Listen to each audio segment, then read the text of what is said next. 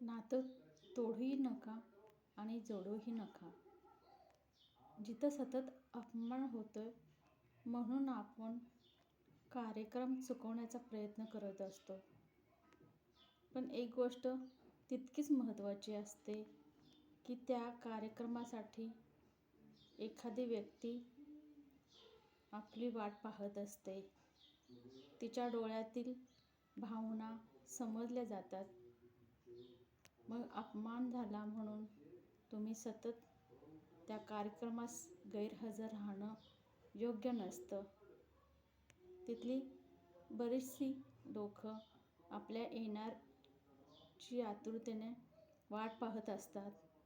एखाद्या दुसऱ्या व्यक्तीचा अपमान गिळून टाकणं हा आपल्या नात्यातील नातं टिकवण्याचा प्रयत्न करतं.